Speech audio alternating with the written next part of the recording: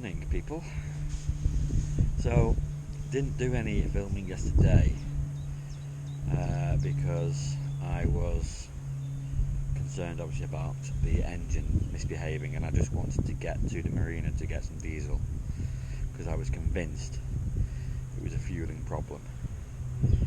So this device, which came with the boat, is my fuel gauge, in effect a dipstick. And when I was dipping the fuel, it was coming up to about there. So I was convinced that I wasn't running out of diesel because of that reason, which is why I was convinced it was either water or dirt or something in the fuel. And then I got somewhere around about Church Minshull and the engine died, and I had to throw it into the bank and tie up. And I went to dip the fuel again, and as I was dipping the fuel I noticed that the dipstick has been cut out here. And I then realised, I thought, is that the previous owner trying to tell me that the bottom of the tank is only very narrow and isn't actually holding that much fuel? So whereas I think I've got a really wide tank with that much fuel, in reality I haven't. I've got a really thin tank with no fuel. And the proof of the pudding was that I ran out. So, not to panic and get frustrated by it, I had very little option but to phone up International Rescue. So I did, and I phoned my daughter up, and she was only half an hour away because Warrington's only half an hour away from where I am, and she duly drove to a garage, got 2 5-litre jerry cans of diesel, and drove to a location where I said to her I would meet her. Unfortunately, I'd broken down in the middle of nowhere. It took me 36 minutes to walk from the boat to meet Charlotte at the bridge, and then obviously another 36 minutes to walk back with 10 litres of diesel strapped round my arm. To say I was a bit pooped out was an understatement. Even the dog was tired. But we threw the diesel in the tank, and I was just praying and hoping that this was going to work, and lo and behold, the engine started first time. So I sailed back to the bridge to drop Charlotte off to the car, and I basically stayed here for the night. And now we are going to go to Venetian Marina, which, don't laugh, is probably only about 1.5 miles away.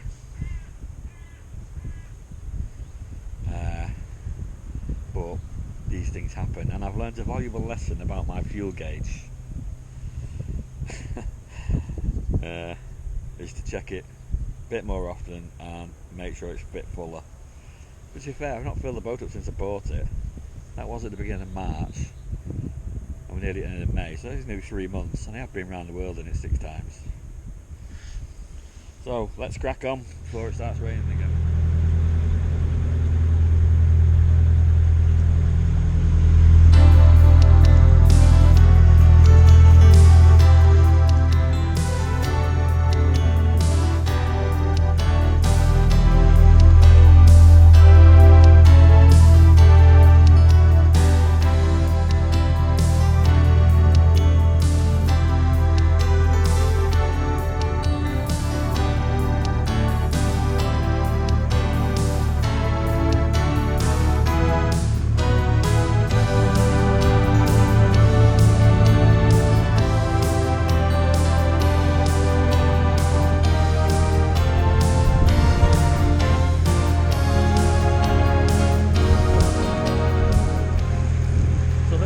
Quite a lot, whereas there used to be a bridge and it's no longer required, so they dismantle it, but the narrow bit of the bridge is still there.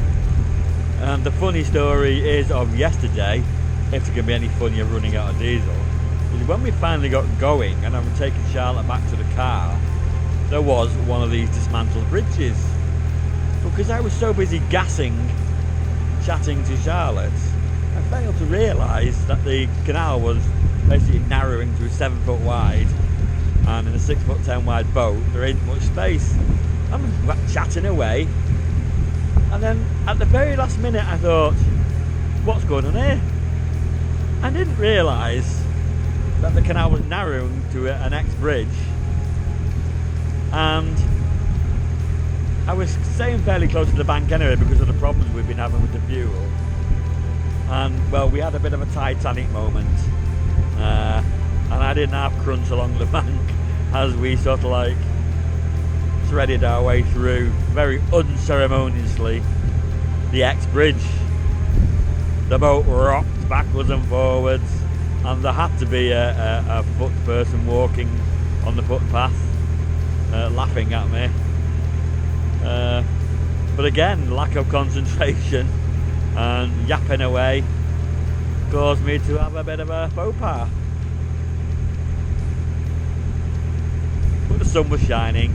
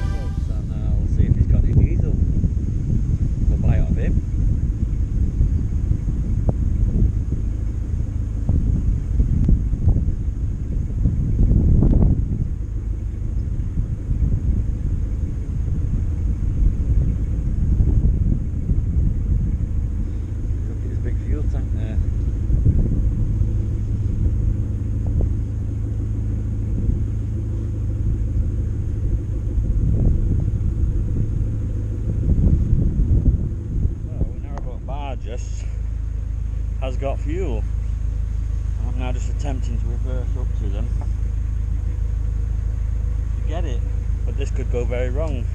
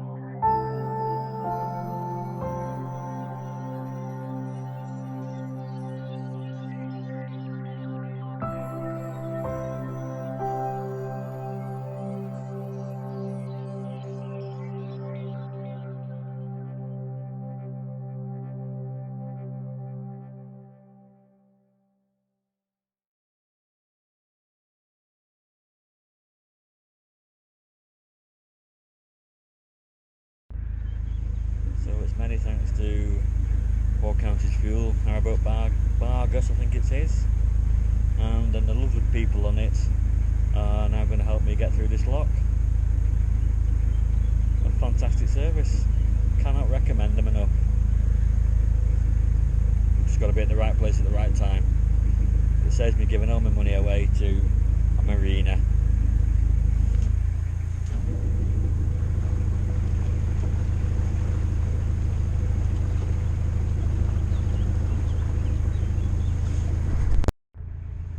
So we are fueled up again, 163 litres it took, plus the 10 litres we put in yesterday, so 173. So I'm presuming it's probably about 175 litre tank. So there you go, so I'll work out later how far I've gone on it. Young lady's opening the gates for me now. In we go.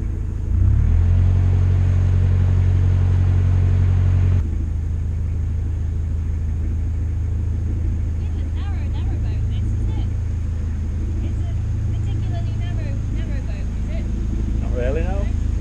God's is just that. God's just wide. Now you have to be so careful because she gets caught on a lot of things. Yeah.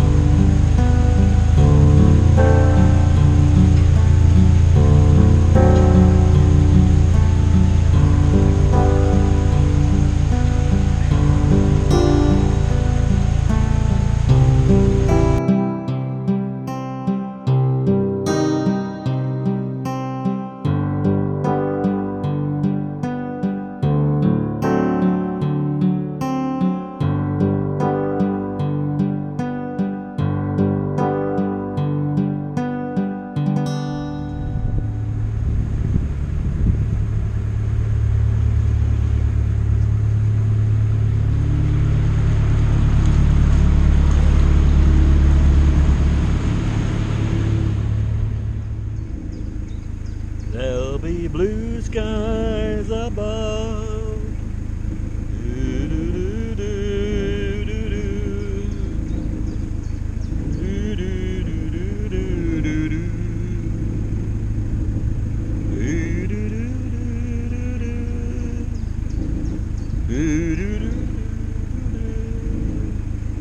I don't know any words to that song, apart from there'll be blue skies above.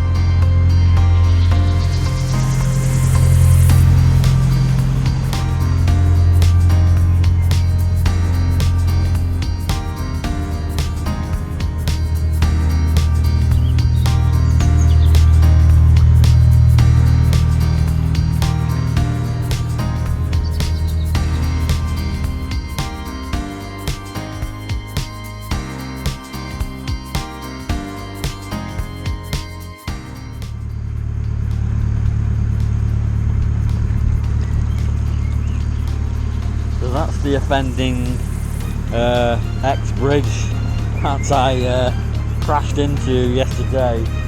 I was just looking to see whether I could find my paintwork on that side. Totally not paying attention. Smashed into it.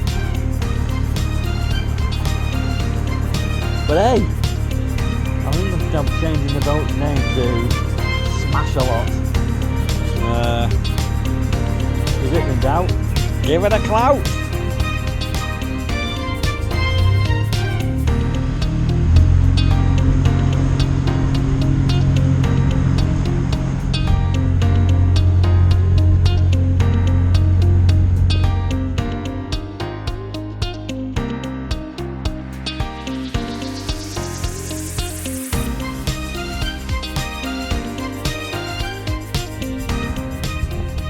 Back at Bridge 19, this is the scene of said breakdown.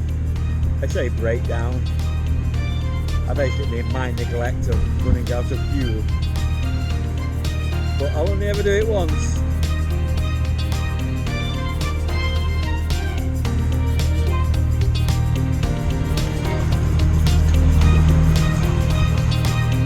But it's pretty here. It's quiet, it's in the middle of nowhere, as me and Charlotte will attest as we walked here, and actually I got quite good internet. So I'm going to stop here again, and I'm going to stop just past these trees.